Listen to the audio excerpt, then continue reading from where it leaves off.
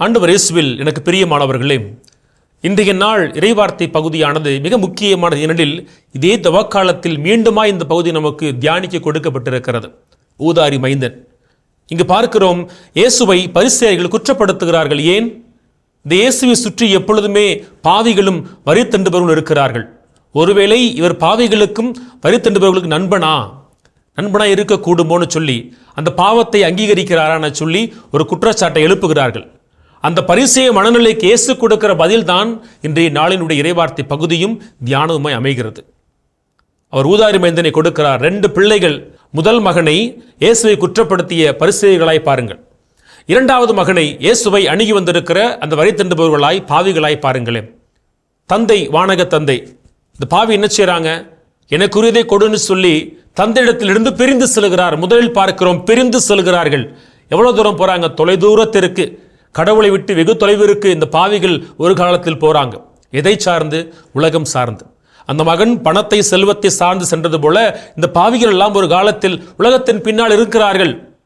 ஆனால் ஒரு நாளிலே அவர்கள் சார்ந்திருந்த செல்வம் அவர்களுக்கு கொடுத்த நிறைவை, மகிழ்வை அது நிறுத்துகிறது. அந்த செல்வத்தின் வழியாக தாங்கள் அனுபவித்த மகிழ்ச்சியை அவர்களால் தொடர்ந்து அனுபவிக்க முடியவில்லை. வேதனைப்படுகிறார்கள். அதுதான் இந்த உலகத்தினுடைய திருப்தியின்மை. இந்த உலகம் ஒரு நாளும் நமக்கு முழுமையான ஆறுதலை, திருப்தியை கொடுக்க போறதே கிடையாது.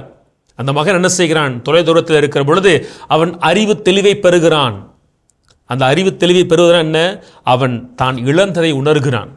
அப்போ எடுத்த முடிவு ரொம்ப ஒரு ஆழமான முடிவு. என்ன செய்கிறான்? நான் ஏன் கஷ்டப்படணும்? என் தந்தையோடு இருந்தவரை என் வாழ்க்கையில் கவலை இல்லையே. தினமும் புத்தாடை, அறுசுவை உணவு. ஆனால் நான் பிரிந்து வந்த பொழுது கொஞ்ச நாளைக்கு வாழ்க்கை ரொம்ப நல்லா இருந்துச்சு. ஆனால் பார்க்கிறேன், இந்த வாழ்க்கை இப்பொழுது எனக்கு நரகமாய் மாறிடுச்சு. ஒரு பன்றியை விட மிக மோசமான வாழ்க்கைன்னு சொல்லி முடிவெடுக்கிறான். நான் மீண்டும் செல்வேன், மன்னிப்பு கேட்பேன், ஆனால் மகனாக அல்ல, ஒரு பணியாளனாய் வாழ்வதற்காக ஒரு வேண்டுகோளை என் தந்தையை கொடுப்பேன்னு சொல்லி வழிமாறி சென்ற அந்த ஊதாரி மைந்தன் தன் தந்தையை நோக்கி திரும்புகிறான். பார்த்தீங்களா? அது அவன் கண்டடைந்த மனமாற்றம், நாம் அடைய வேண்டிய மனமாற்றம் கூட. அவன் வருகிற பொழுது தந்தை காத்திருக்கிறார். தந்தையினுடைய குணத்தை இயேசு எப்படி சொல்றாரு பாருங்களே. பிரிந்து சென்றவன் வருகைக்காக அவர் காத்திருக்கிறார். அவன் தொலைவில் வருகிற பொழுது அவன் தட்டு தடுமாறி தன்னிடத்தில் வருவதற்கு இன்னும் நேரமாகும். ஆனால் அவன் வருகின்ற அர்த்தத்தை புரிந்து கொண்டவராய் தந்தை ஓடி செல்கிறார். ஒரு முதிர் வயதில் ஓடுவது வரையறுக்கத்தக்கதல்ல. யூத பின்புலத்தில் அவருடைய மாண்புக்கு எதிரானது. ஆனால் ஓடுகிறார்.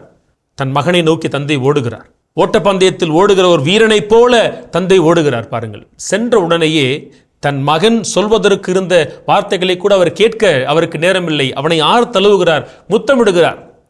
அப்பான்னு சொல்லி அவன் மன்னிப்பு கேட்கிறான். என்னை நீங்க பணியாளனா சேர்த்துக்கோங்கன்னு சொல்ல அவர் நேரம் தரவில்லை. அவன் இழந்ததை அவனுக்கு மீண்டுமாய் தந்தை கொடுத்து உடுத்துகிறார். ஏன்? நீ எப்பொழுது இடத்தில் வரவேன்னு சொல்லி நினைச்சாயோ அப்பயும் உனக்கான ஆசீர்வாதத்தை பெறுவதற்கு நீ தயாராயிட்ட. அவர் 3 பரிசுகளை கொடுக்கிறார். முதலில் புத்தாடை, அடுத்து மோதிரம், காலுக்கு செருப்பு. புத்தாடை என்பது என்ன? மான்பால் உடுத்துதல். நீ இழந்து போயிருந்தாய், இப்பொழுது வா, உன்னை நான் மான்பால் உடுத்துகிறேன். மோதிரம் என்பது என்ன? உனக்கு அதிகாரம், உரிமை இருக்கு. நீங்க ஏன் பணியான வேலை செய்ய வேண்டும்? மீண்டுமாய் அதே மகன் என்கின்ற நிலையில் என்னோடு இருக்கலாம். கடைசியில் இனி நீ விடுதலை பெற்றவன். அதற்காக காலுக்கு செருப்பை கொடுக்கிறார். கொடுத்து அவன் வருகை நிமித்தமாய் கொண்டாடுகிறார். இப்படித்தான் பாவியாய் சென்றவனை அவர் இருக்கரம் விரித்து வரவேற்கிறார். ஆனால் முதல் மகனான அந்த பரிசேயனோ, நான் அவனைப் போல அல்லையே, சட்டங்களை கடைபிடிக்கிறேன், உமக்கு ஏற்றபடி வாழுகிறேன்னு சொல்லி அவர் கோச்சிக்கிறாரு. அப்ப தந்தை சொன்ன வார்த்தை ரொம்ப அழகானது. நீ நேர்மையோடு இருக்கிறாய், பரவாயில்லை. ஆனால் உன் நேர்மை எதுவரைக்கும் நீட்சியாகணும்? பாவத்தை செஞ்சிட்டு என்னை விட்டு பிரிஞ்சு போன ஒரு பாவி அந்த பாவத்தை உணர்ந்துட்டு என்னை நோக்கி வருகிற பொழுது நான் அவனை இரக்கத்தின் தந்தையாய் ஏற்றுக்கொள்ள தயாராக இருக்கிறேன். நீ சட்டங்களை கடைபிடிக்கிறது மட்டும் கிடையாது, உன்னுடைய மீட்பில் மட்டும் நீ ரொம்ப கண்ணு கருத்துமாய் இருக்காத. ஒரு பாவி மனம் திருந்துகிற பொழுது அவனை குறித்து விண்ணகத்தில் மகிழ்ச்சி உண்டாவணும் இருக்கிறே. இதோ இவன் தன் வாழ்க்கை இழந்து போனவன், தொலைதூரத்தில் பயணப்பட்டவன், உலகத்திற்கு பின்னால் சென்றவன், மீண்டும் என்னை நோக்கி வாழ்வை கண்டடைய வருகிறான். அவனை இருகரம் விரித்து அழைத்துக் கொள்வதுதான் உண்மை என தந்தை அந்த இளைய மகனை ஏற்றுக்கொள்ளுகிறார். பெரிய மகனுக்கும் செய்தி கொடுக்கிறார். ஆக இயேசு சொன்ன செய்தி பரிசேயர்களுக்கான ஒரு செய்தியும் கூட. நீங்கள் உங்களை மட்டும் பார்க்காதீர்கள், பாவிகளையும் நீங்கள் இருகரம் விரித்து தந்தையை நோக்கி அழைக்க வேண்டும் என சொல்லி. சமயங்களில் நாம் ரொம்ப உத்தமனாய் இருப்போம். நம்மில் பாவம் செய்தவர்கள் திரும்பி வருகிற பொழுது மீண்டும் குறைபடுத்துவோம், ஏற்றுக்கொள்ள தயங்குவோம். இன்னைக்கு இயேசு கொடுக்கிற செய்தி அவரையும் மனம் மாறி திரும்பி வருகிறவரையும் நாம் ஏற்றுக்கொள்ள வேண்டும். அதுவே கடவுளின் இயேசுவின் திருவுளம். இயேசுவுக்கே புகழ், இயேசுவுக்கே நன்றி. மரியே வாழ்க.